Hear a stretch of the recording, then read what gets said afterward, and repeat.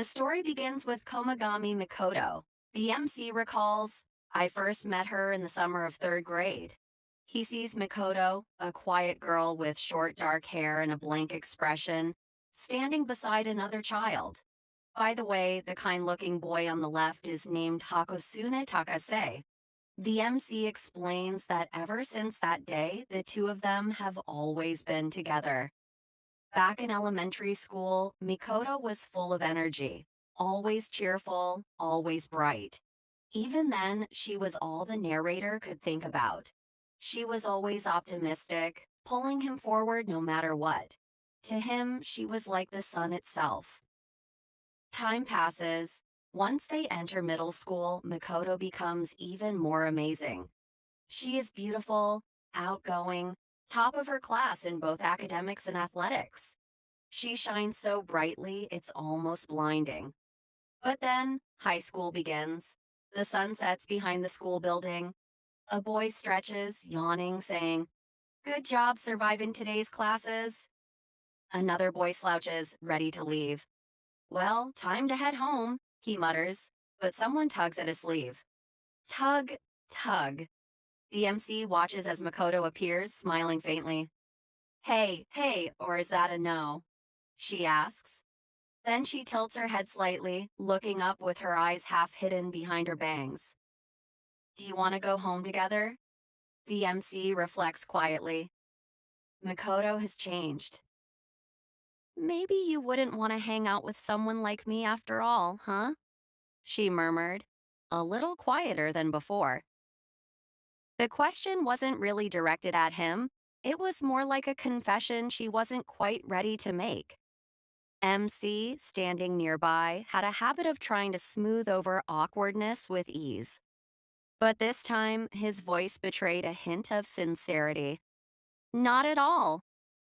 I'm perfectly okay with it, he said quickly, as if to erase the weight her words had left behind. Mikoto's gaze flickered briefly to the side, a hint of vulnerability in the way her eyebrows drew together. Really? She asked, her voice uncertain. I'm not a bother. I'm not a burden to you. It wasn't a question that needed an answer, but it came out anyway, because Mikoto was already beginning to doubt her own thoughts, wondering if she was too much for someone to handle, someone like MC. MC looked at her, noticing the slight tremble in her eyes. Something about it made him pause, unsure if his reassurance would be enough. I mean it. I really don't think that, he said. And just like that, he stepped forward, giving her the sense that everything she feared was nothing more than a passing shadow. I'm so glad we're friends, he added, as though to seal the promise. Mikoto could feel the tightness in her chest loosen just a little, but the lingering weight she felt was still there. Come on, let's go home together, okay? After this, Mikoto hesitated, unsure of what was coming next.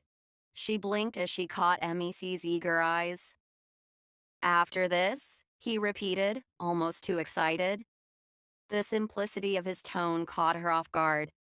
Her heart skipped a beat as he offered her something she hadn't expected. Want to come out and play again? He asked, his smile growing wider. We can continue where we left off, he said. But Makoto, her thoughts running wild, asked, Oh, Makoto and I have been playing together since we were kids.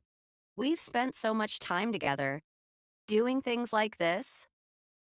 For a moment, it was as if time paused for a breath, only to resume at a different rhythm. Even now, we still play games together. The simplicity of it was almost too much. It was a quiet testament to their bond, unspoken but deep. Mikoto could feel a pull. Maybe it wasn't just about the games, the activities, the days spent in laughter.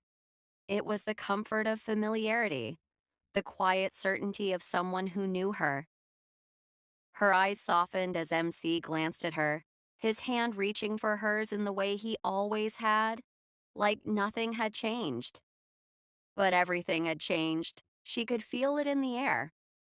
A small smile crept onto her face, though she wasn't sure if it was her heart speaking or the sheer weight of her thoughts trying to push through the calm of the moment. Maybe it was enough to just be here, with him. The girl's eyes lit up with a small, victorious smile.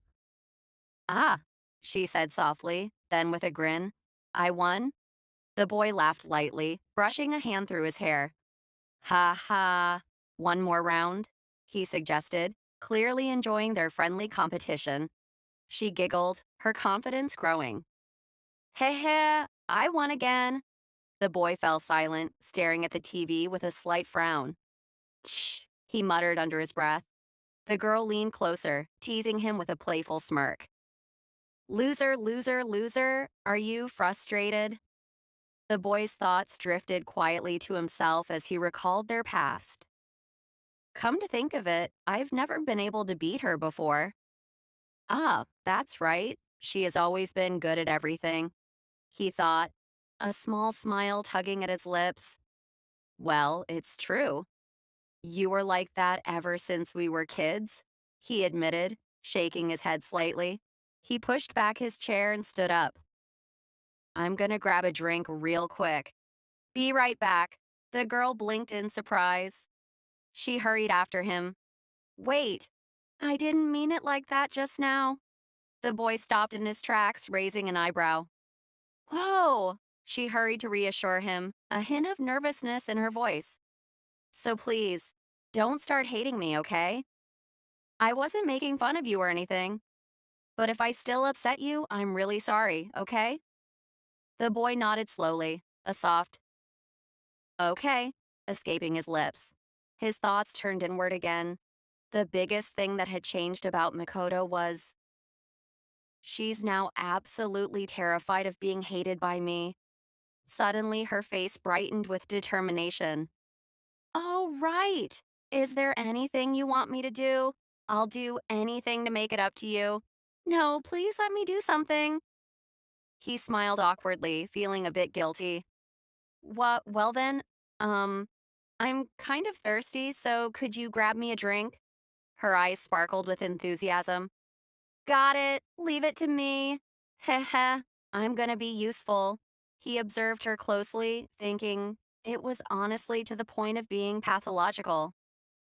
Just wait for me, okay? She said confidently as she hurried off. He settled back down, still thinking quietly. But there's no way I could ever hate Makoto. After a moment, he called out, Huh?